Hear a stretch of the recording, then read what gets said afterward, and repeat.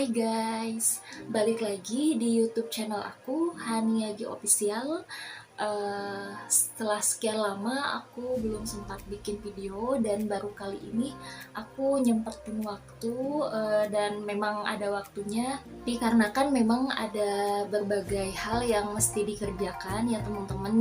Dan mudah-mudahan teman-teman semuanya dalam keadaan baik, sehat-sehat semuanya, tidak kurang suatu apapun, dan pastinya selalu bersyukur dalam situasi dan keadaan bagaimanapun. Oke, di video kali ini aku mau ngebahas soal apa sih yang mesti harus dipersiapkan sebelum kita menghadapi yang namanya interview, atau kita mau melakukan tes-tes tulis atau psikotes dan lainnya di saat kita mencari pekerjaan.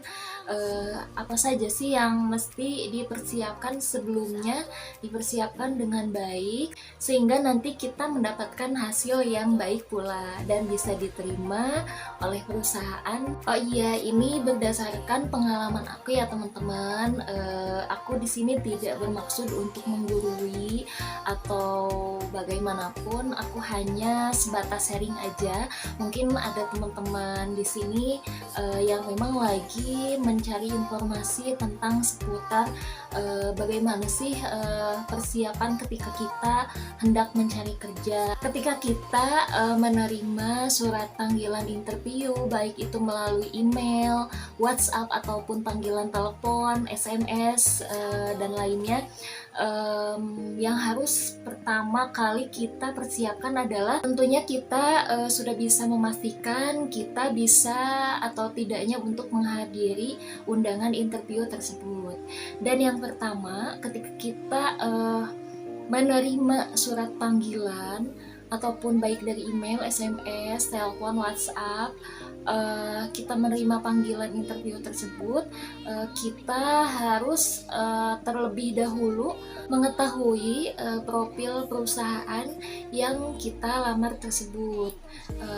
Dikarenakan nanti kalau misalkan pas interview, kita pasti ditanya tuh, apa sih yang kamu ketahui tentang perusahaan tersebut ataupun tentang posisi yang kalian lamar. Jadi kita harus mengetahui sebelumnya, harus dipersiapkan. Kita search di Google tuh apa sih posisi, misalkan kita ngelamar sebagai posisi marketing.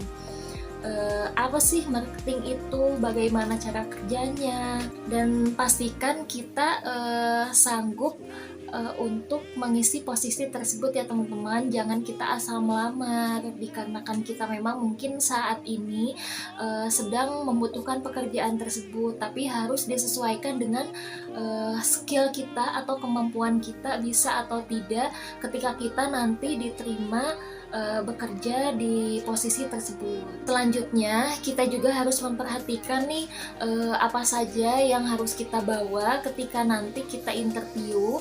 Harus diperhatikan permintaan dari perusahaan tersebut, misalkan CV, surat lamaran, dan sebagainya. Kemudian untuk alamat perusahaan tersebut, sebaiknya kita harus mengetahui dulu nih tepatnya alamatnya itu di mana gitu. Jangan pas nanti di saat hari H kita interview, kita masih mencari-cari alamat tersebut.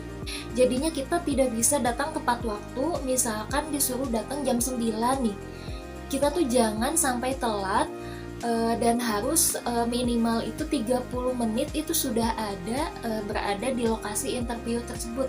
Jangan sampai waktunya mepet-mepet, dikarenakan kita kadang di perusahaan itu kadang kita ngisi biodata dulu, kadang ada pengarahan lain-lainnya dari pihak perusahaannya, kadang-kadang seperti itu. Tidak semua, tapi ada sebagian perusahaan yang memang seperti itu. Biasanya nih teman-teman, kalau yang namanya tahapan interview itu kita ngelamar ke perusahaan yang memang langsung ke perusahaannya langsung, ataupun kita melalui jasa outsourcing gitu, yang memang outsourcing itu bekerja sama dengan perusahaan tersebut untuk mencari kandidat-kandidat untuk menempati posisi yang dibutuhkan. Kalau misalkan kita melamar lewat outsourcing, itu biasanya kita diinterview sama pihak HRD dari outsourcing tersebut. Baru nanti misalkan setelah dirasa cukup profil kita nih memenuhi kualifikasi yang telah ditentukan dari perusahaan, kita nanti akan dikasih pemberitahuan lebih lanjut untuk interview sama HR dari perusahaan tersebut gitu. Dan kalau misalkan sudah nanti kita berhasil lolos di tahapan interview dari pihak user dari perusahaan tersebut yang kita lamar, nanti kita biasanya akan diarahkan untuk tes psikotes kayak gitu. Dan setelah psikotes itu biasanya di tahapan terakhir itu ada dilakukan tes medical check up atau MCU ya teman-teman. Tapi proses itu tidak semua urutannya seperti itu. Ada juga yang tidak melakukan tes medical check up. Jadi gimana ketentuan dan kebijakan dari perusahaan tersebut.